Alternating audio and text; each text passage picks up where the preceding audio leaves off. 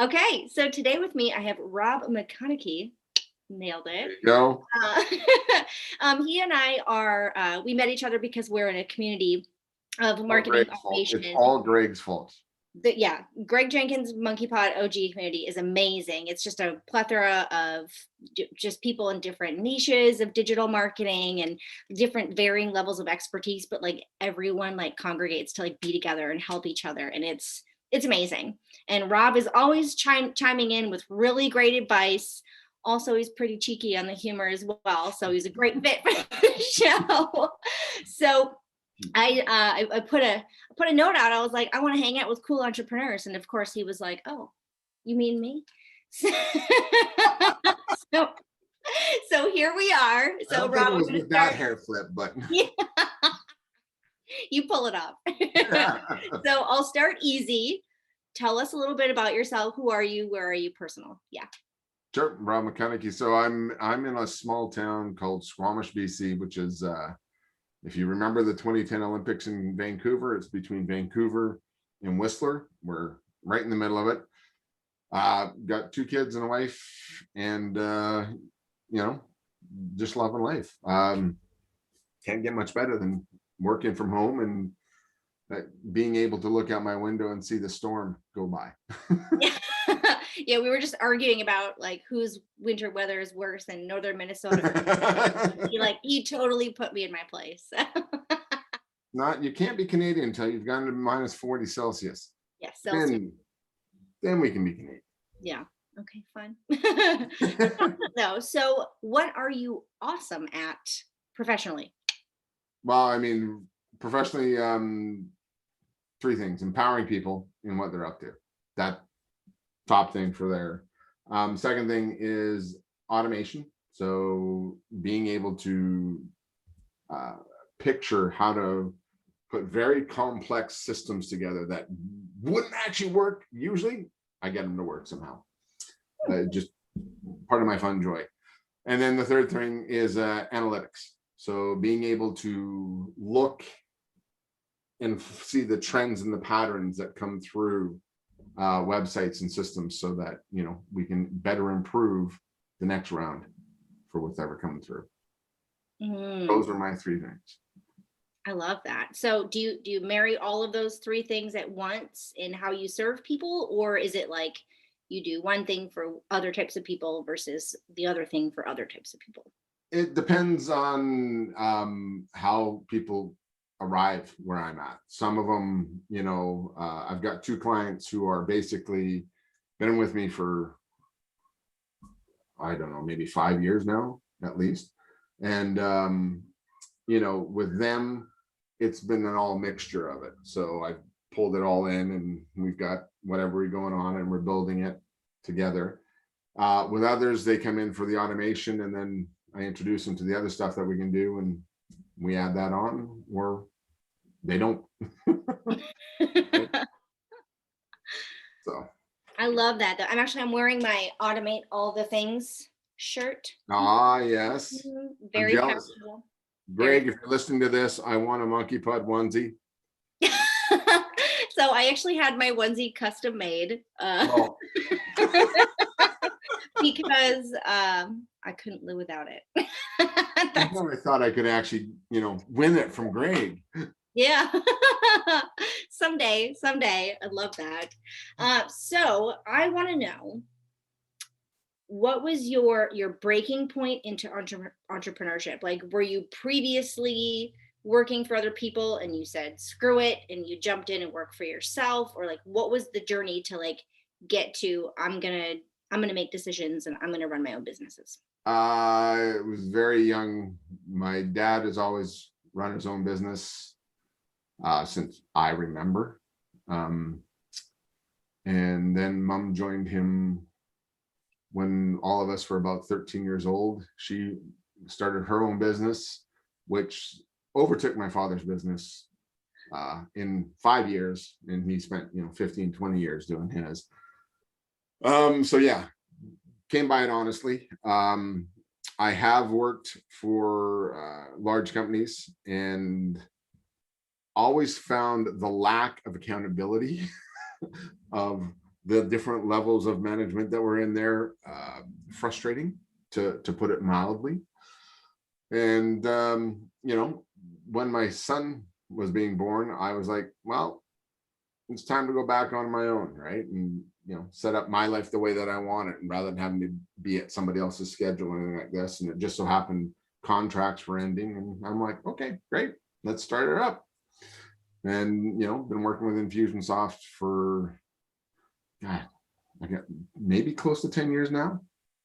And, you know, got introduced to Greg. I went down to Arizona there and did the university, and that's where I met Michael and Greg when they were teaching together, and that was a good time. I still remember the bacon. They had this maple bacon with some chili on it that we had for breakfast every day, and I was like, oh, this is like heaven. I'll come back just for this. Like how like the meeting Greg and Mike was like just as memorable as the chili bacon. Yep. I mean, it's the little things in life, you know. It's just how I connect things. Greg, maple bacon. So were you a Keep user and then you started your own business? Because yeah, my client actually hired me and sent me down there to go learn Keep, because Keep actually came to a program we were running with through my client, and it was Dan and Mike Holloway, and Mike Holloway was the HR person at that time, and Dan was the dream guy.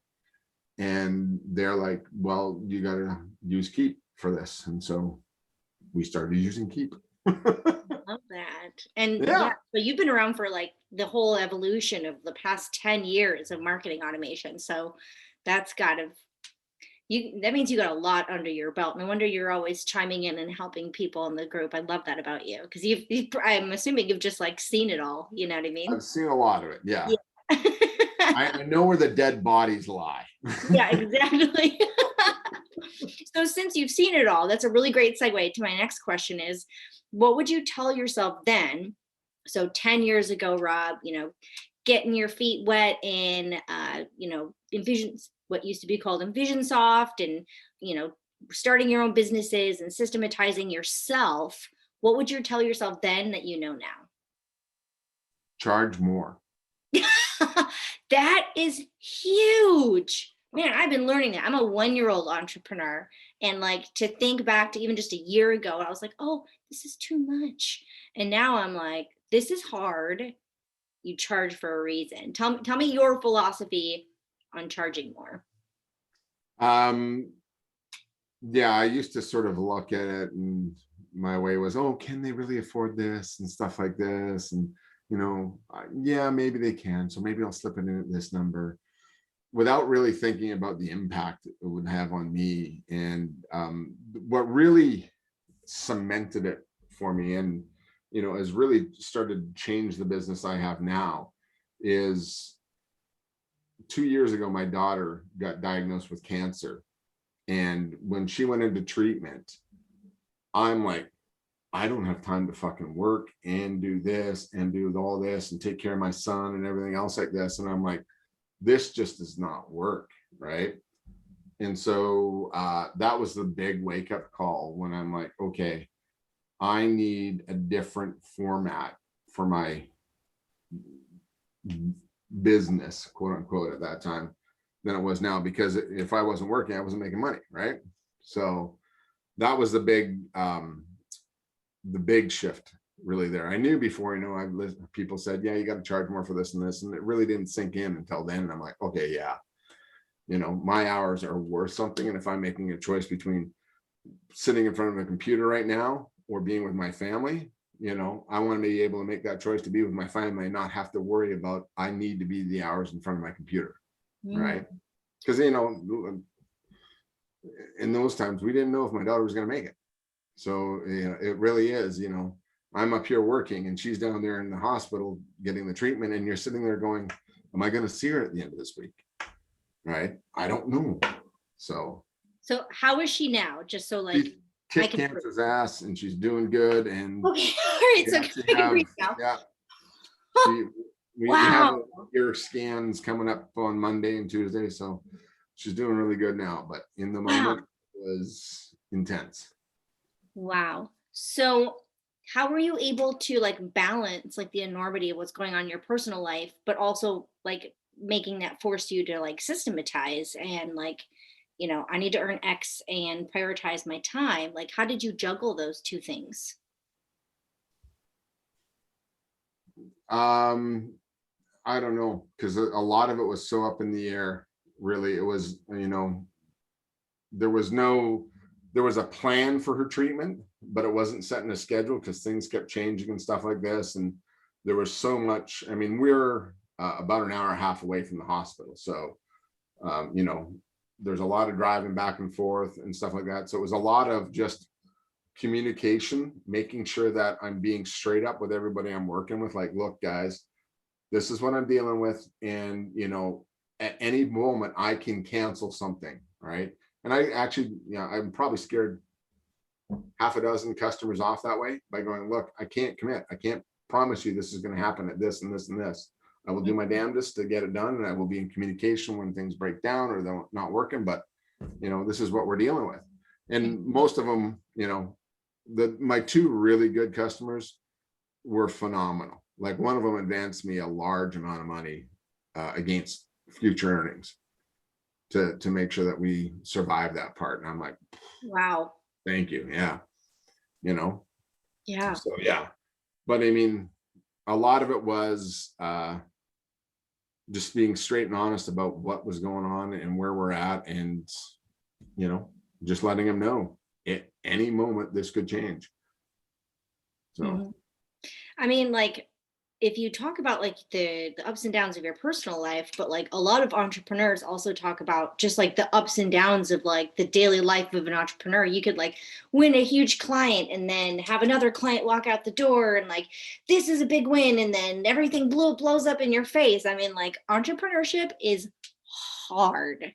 There's no ifs, ands, or buts about it. And some people, I mean, and I say this a lot, both on the show and to all my entrepreneur friends, but like you got to hustle, and it takes a lot of tenacity and strength to like show up every day and be responsible for literally everything. yeah, yeah, Everything. The money that comes in your pocket and the things that you're providing for that money, it's hard. And that's is it just me? Is it from what movie is that? Where Tom Hanks, is it League of Your Own, where he's like, baseball's hard and that's what makes it great. something like that. Yeah. Gotta find that clip. All I remember is there's no crying in baseball. There's no crying in baseball. There's a ton of crying in entrepreneurship. Yeah, it's usually when the Zoom cameras are off, but Yeah, exactly. I'm like, you're doing great. exactly. Excuse me, I'm having great. It's fine. And what I love about this is that like this show is for entrepreneurs, and like we are not alone, even though sometimes like the life of an entrepreneur kind of feels like you're living in a silo, like we well, have our especially online nowadays, communities. right? Yeah. Especially with, I mean, I don't know how it is all over the States, but up here, it's, we can't leave our city, right? We're stuck in our city, and yeah, so it's like, yeah, I can feel alone. Yeah. And I mean, like, and it's not just like physical location, but it's like, your best friends and like your close circle of people in general, it's not likely that all of them are entrepreneurs too. So like once I realized, like I said, I'm a 1-year-old entrepreneur. Once I realized like I wanted to be around these people all the time, it completely changed my life. There's something about entrepreneurs that like just light me up. And so like I like doing these interviews because I want everyone watching to know like you're not alone. This is hard and you're awesome, and keep going. And charge more, according to Rob. And charge more. Yeah, I mean, gosh, I could have a whole show on like helping pick your rates, and oh man, that's tough. Yeah, but I agree. Like I feel like some entrepreneurs are like kind of like tough people, and I'm going to charge a lot, and they're kind of like bro marketers, and some of them are like I don't know, like, but I lead with my heart, which is not always super smart. So that sometimes I'm like, oh, okay, well, what can you afford? And that usually that kind of mentality ends up kicking me in the ass later, though. Yeah. So. Yeah, no, it does. And I mean, I can honestly say, even with my client who's been around for a while, I mean, I was cheap with them to begin with, and I was low. And then, it was supposed to be a percentage of the sales, and it never really took off the sales because they kiboshed it right at the beginning. And when their sales started taking off, because it was all online now, and then they were like, well, I think this is getting a bit expensive. I'm like, what? Yeah, I think we're going to go, we're not going to do this percentage of sales anymore. I'm like, oh, okay. Yeah, what would you charge us for this? So I went back and I looked at things, and, I just said, look, well, here's what I'm going to charge you then, right? This is the going rate for somebody at my level, right? So this is what it's going to cost you. And they were a little shocked at that. They kept me on, but, ever since I've gone that way, it's been actually a better relationship because we further defined it to exactly what it is we're doing and what the exchange of money is for. So, I mean, that's one of the biggest things is make sure, I mean, whatever you're doing, there's a finite time connected to it so that, when to stop, right? And they know when you should be stopping. Yeah, Right. that's a great piece of advice too. So if I were to ask you, like, let's do a show and tell of something geeky, like a fun trick, like whether it's automation or something related, like what's your cool geeky trick that you like to do? Well, I mean, one thing is I like to ensure that things are personalized a lot. Ooh, So, getting chills already. Tell me more. we've got this course where there's a lot of paperwork that needs to be signed and, stuff like this. And the whole thing begins with a sales campaign. And based on whether or not you've single opted in or double opted in, you're going to go to a different thank you page. Right. Mhm. Okay. And because if you haven't double opted in, there's an email coming your way you need to click before you're going to move forward. So if you have, you just move forward. But we use a lot of, or I use a lot of the liquid. Oh shit! Now I can't remember the name. The liquid dynamic content. Dynamic content, yeah, in the emails as well as on the website. So based on their tags, certain things shows up on the website or doesn't, so they know what they has to do, whatnot. So I love that. those are Do my you do things I that like. with Membarium or? I do it with Access Ally right now, and I'm probably going to move a couple of my clients over to a Membarium Buddy Press combination, just because the functionality is a little different and it works better for what they're trying to do. So Cool. And that brings a really good point. Like I hear a lot of people that are like gung ho about a SaaS. They're like, I only use Access Ally, for example, like it's the best, or I only do Kajabi because it's the best, that type of thing. And like honestly, I think you hit the nail on the head when you were like, you know what, who are you? What do you want the experience to be? And we'll find the right tools that suit you. Some of my clients like don't barely know how to turn their computers on. So, it's a conversation about you're like, charging them more, right? yeah, I am. So part of the conversation with them is like, what do you want your clients, your leads and clients to experience? Do you want them to call you? What do you want them to be told to do? Versus like some people are like, I'm really techie and I love Keep and I want this, and this, and this. So it's like, it doesn't matter like what you think is the best necessarily. It's like what's going to give your customers the best experience based on, who you are and the mission that you're trying to convey to them, for sure. Yeah, you got to make it simple for them because they're the ones paying the bills. Yeah, exactly. I love that. If you could give like a tip or a hack to the audience, so like not like a big thing like I was just talking about before. What's like a quick little tidbit that people can walk away with and be like, oh, that's great. A little tech tip. A tech tip. I don't think there's really a tech tip. It's, it's more of a way of thinking, which is, what is the customer experience?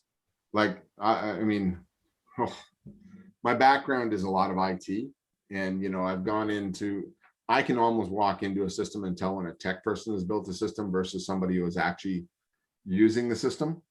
Yes. Okay. Oh my gosh. I felt that in my heart.